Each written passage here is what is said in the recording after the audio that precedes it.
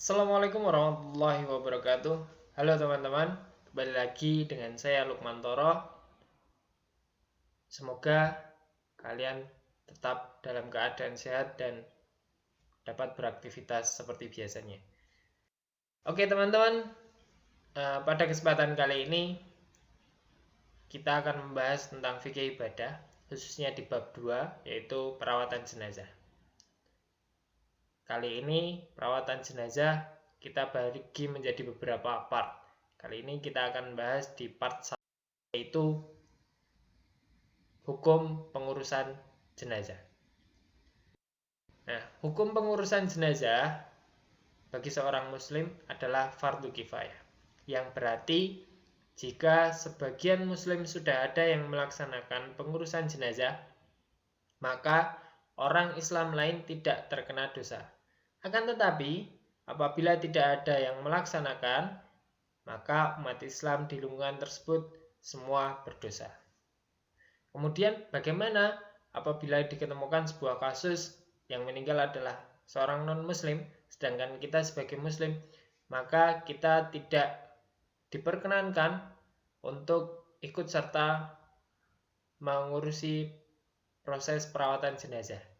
Akan tetapi, yang bisa kita lakukan adalah membantu proses menyiapkan apa yang menjadi kebutuhan keluarga si jenazah. Misalkan mempersiapkan tenda untuk proses upacara, kemudian menyiapkan alat-alat kebersihan, kemudian merapikan atau membersihkan lingkungan rumahnya karena akan ada banyak tamu yang hadir untuk melayat. Nah, itu sebagai kita umat Islam dalam membantu sesama manusia, khususnya orang non-muslim yang sedang dalam keadaan musibah, khususnya keluarganya yang meninggal dunia. Selanjutnya, hal-hal yang perlu disegerakan terhadap jenazah. Yang pertama adalah memejamkan matanya seraya membaca kalimat istirja, innalillahi wa inna ilaihi roji'un, dan memintakan ampun atas dosanya. Kemudian yang kedua adalah mensedekapkan tangan dan meluruskan kakinya serta bisa diikat menggunakan tali dari kain. Yang ketiga, mulutnya dikatupkan dengan mengikatkan dari dagu sampai kepala. Yang keempat, meletakkan jenazah membujur ke arah utara dan badannya diselubungi. Assalamualaikum warahmatullahi wabarakatuh. Halo teman-teman, kembali lagi dengan saya Lukman Toro. Semoga kalian tetap dalam keadaan sehat dan dapat beraktivitas seperti biasanya.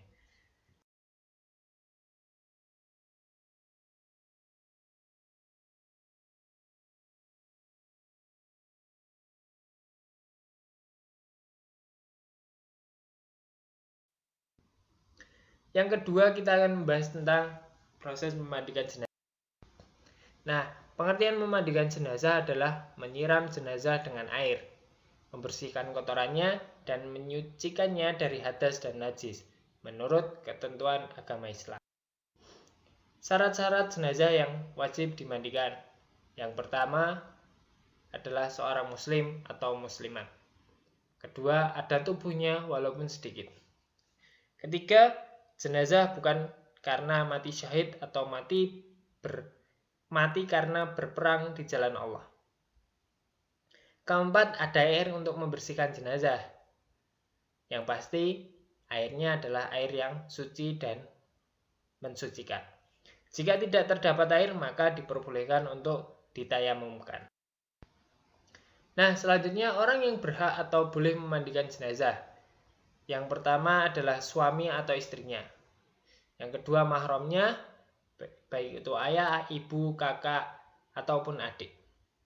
Kemudian sesama jenis. Bagi yang laki-laki dimandikan oleh laki-laki, apabila perempuan maka dimandikan oleh perempuan. Yang keempat, orang yang dipercaya, amanah, dan mengetahui cara dan hukum memandikan jenazah sesuai dengan syariat agama serta tidak menyebutkan aib dan bisa menjaga rahasia yang dilihatnya kepada orang lain terhadap jenazah. Kemudian, persiapan untuk memandikan jenazah.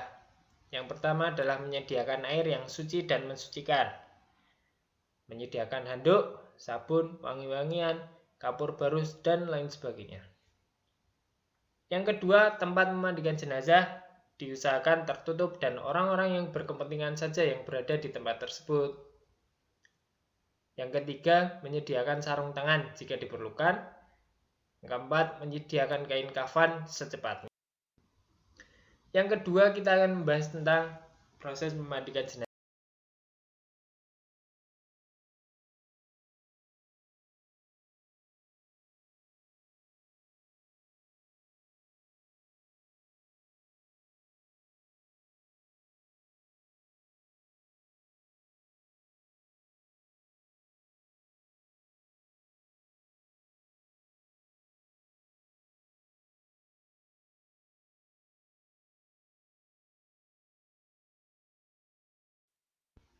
Yang kelima, melepaskan perhiasan dan gigi palsunya jika memungkinkan.